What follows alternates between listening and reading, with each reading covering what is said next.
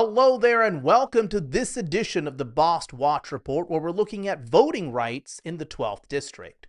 In his recent newsletter, Mike Bost claimed that his election bills protected voters. The reality is voter fraud in the U.S. affects at most 0.0025% of all votes. The real threat?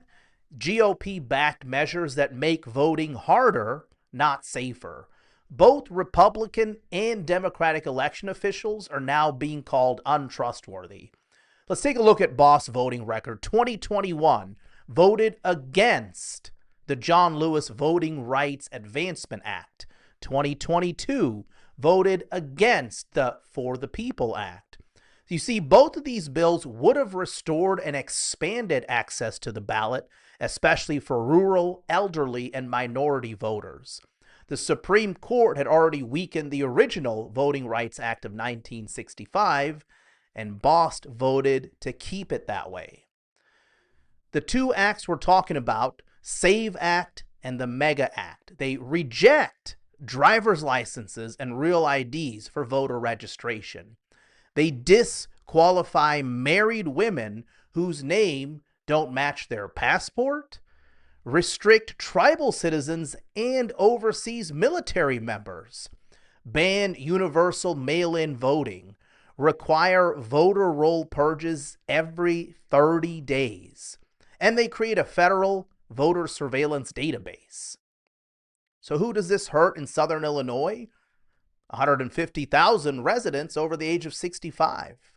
440,000 rural residents who already face mail delays, and over 100,000 married women whose surname may have changed. The mail delay problem is a real situation. Bost is suing Illinois to stop counting mail-in ballots that are postmarked by Election Day but happen to arrive afterwards. His stated reason? It forces him to keep campaigning for 2 extra weeks.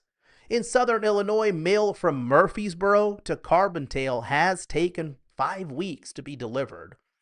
Bost's lawsuit will invalidate valid ballots from his own constituents. And it's already happening. Constituents are already discovering problems.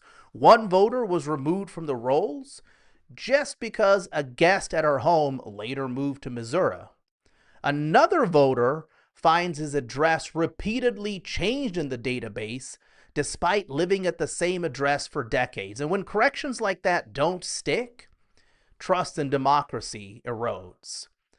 So what should you be doing? Check your registration. Make your voice heard. Visit nass.org/can-I-vote, or just call your county clerk. Vote early and in person. It allows time to correct errors at the county clerk. Of course, call or write Mike Bost at the number and email shown and tell him how the SAVE and MEGA acts would harm you personally. As always, Southern Illinois deserves honest representation, not political theater. Thanks for tuning in to this edition of Bost Watch Southern Illinois, supported by Indivisible Monroe County and PACC. You can help with donations at the URL shown here, and we hope to talk to you in the next one.